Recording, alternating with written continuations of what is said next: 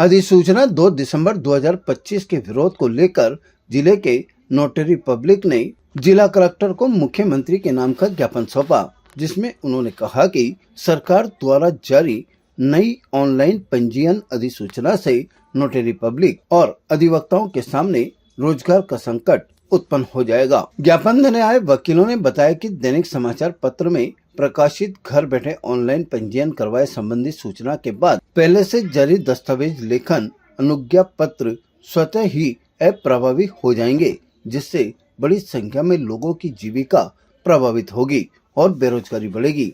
उन्होंने कहा कि पंजीयन से जुड़े दस्तावेज विधिक श्रेणी में आते हैं, जिनके सत्यापन और तैयारी में अधिवक्ताओं की महत्वपूर्ण भूमिका होती है। वकील दस्तावेजों की सावधानी पूर्वक जांच कर आमजन को कानूनी सुरक्षा और मानसिक संतुष्टि प्रदान करते हैं। ज्ञापन में यह भी उल्लेख किया गया कि डिजिटल पंजीयन प्रक्रिया आमजन के लिए जटिल साबित होगी, क्योंकि अधिकांश लोगों को दस्तावेजों का निरीक्षण, आवश्यक तत्वों और कानूनी प्रक्रिया की जानकारी नहीं होती। इससे धोखाधड़ी, भ्रांतियां और भ्रष्टाचार की संभावनाएं बढ़ सकती है। राज्य सरकार द्वारा जिस प्रकार से जो वकील नोटरी पब्लिक बने हुए हैं उनके साथ कटुघात किया है, जिस प्रकार का आदेश जो क्या कहते हैं मुद्रायण उसके जो सचिव हैं उन्होंने किया है, वो कितना गलत है कि उन्होंने ना नोटिफिकेशन निकाला ना और कुछ निकाला।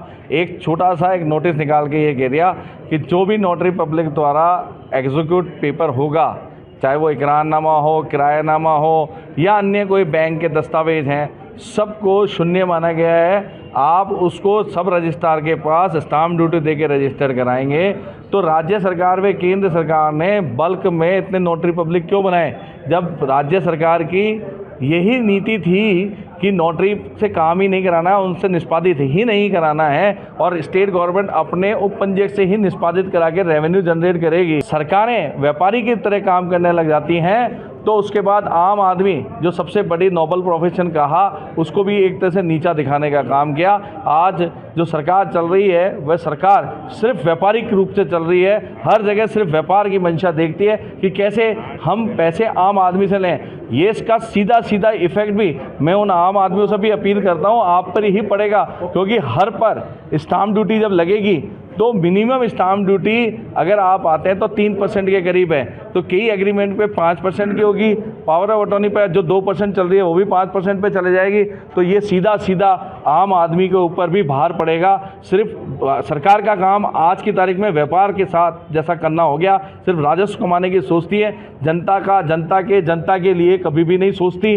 आगे आने वाले समय में अगर सरकार इन मांगों को नहीं मानती है तो उग्र आंदोलन होगा। वकीलों ने नाराजगी जताते हुए कहा कि जब सरकार को ऐसा नोटिफिकेशन ही जारी करना था तो इतनी बड़ी संख्या में नोटरी क्यों नियुक्त किए गए।